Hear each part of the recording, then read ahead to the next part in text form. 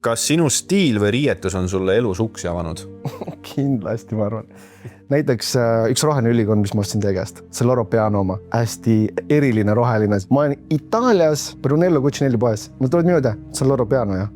Väga hea materjal, ma olen seda näinud. Inimesed, kes ei ole ainult seal poes, tavainimesed on samamoodi aru saanud, materjal loeb ja lõige loeb. Sa võid olla selles lahedas teemas ja kanda neid Gen Z, neid laiest pükse ei ole kogu selles teemas, aga siis sa oledki seal kategoorias. Ma olen mingis hetkes ongi see lahe, aga kui sa lähed täiskasvanud mehe ikka või püüdled sinna poole, siis me räägime lõiked, materjalid, sisu, see, kui hea sul on olla, täpselt nii hea on see asi, mis su seljas on. Sisu oledki ise seal nagu? No siis oledki sina, jah. Et kui sina nagu saad aru, et okei, see värv, see triip, see materjal, see sobib mulle hästi.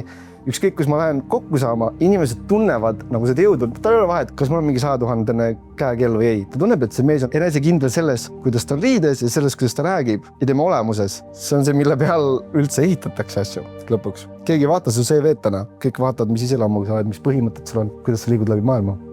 Mõni inspireeriv lugu seotud otseselt ülikonna kandmisega?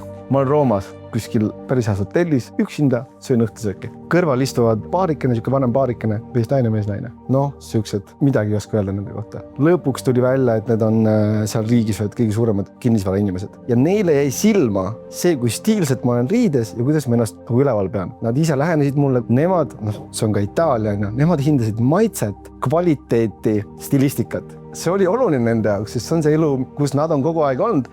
Kui sa suudad võimaldada seda, kui sul on see maitse, saad asjadest aru, järelikult sa suudad luua. Ma arvan, et see on kõige parem lugu.